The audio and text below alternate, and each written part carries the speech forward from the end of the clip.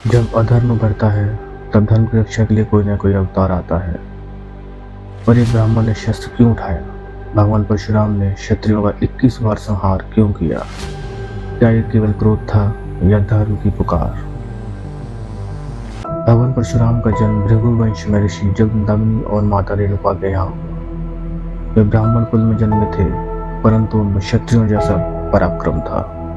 बचपन से ही वे तपस्वी, तेजस्वी और शास्त्र विद्या में निपुण थे। उन्होंने भगवान शिव से दिव्य अस्त्रों की विद्या सीखी और एक अमोघ परशु प्राप्त किया, जिससे वे परशुराम कहलाए। ऋषि जमदग्नि को कामधेनु नामक दिव्य गाय प्राप्त हुई थी, जो इच्छा अनुसार कुछ भी उत्पन्न कर सकती थी, अन्न, धन, बल, कुछ भी। यह गाय देवताओं द्वारा ऋषि को प्रदान की गई थी, जिससे वे यज्ञ कर सके और साधु संतों की सेवा कर सके।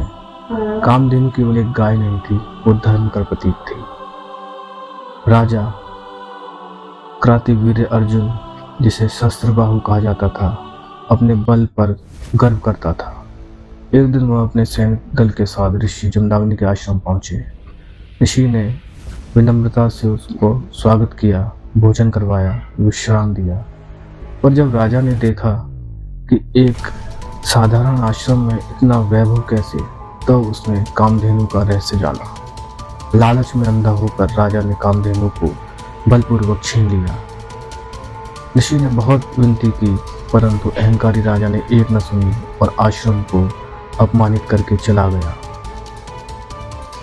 जब परशुराम को यह पता चला तो उनके अंदर क्रोध की ज्वाला मुखी की तरफ फूट पड़ा।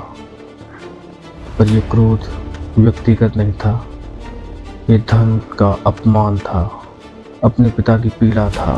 उन्होंने अपने परशु उठाया और एक ही झटके में राजा कार्तवीर्य अर्जुन का युद्ध में पराजित कर दिया।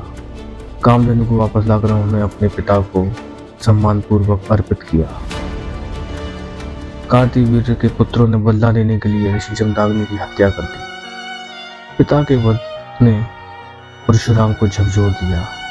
अब ये केवल एक घटना नहीं रही, ये पूरे क्षत्रिय वर्ग में व्याप्त अन्य और अहंकार का प्रतीक बन गई। वे जानते थे अगर अब मौन रहे तो धरती से धर्म लुप्त हो जाएगा। भगवान परशुराम ने संकल्प लिया, जब तक पृथ्वी पर अधर्मी क्षत्रियों का नामो निशान नहीं मिट जाता, वे शांत नहीं बैठेंगे। उन्होंने पूरे भारतवर्ष में क्षत्रिय राजाओं का संहार किया और यह एक बार नहीं, पूरे 21 बार हुआ। हर बार क्षत्रिय वंश फिर से जन्म लेता, लेकिन जब वे अधर्म की राह पकड़ते परशुराम का क्रोध धर्म से जुड़ा था, न कि स्वार्थ से। उन्होंने अधर्म से लड़ने के लिए शस्त्र उठाया और धर्म की रक्षा के लिए क्षत्रियों को समाप्त किया।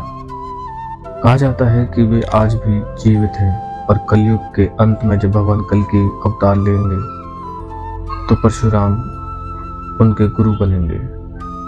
उनकी कथा हमें सिखाती है, धर्म की रक्षा के लिए ब्राह्मण को भी क्षत्रिय बनना पड़े तो वो धर्म ही कहलाता है। जय भगवान परशुराम।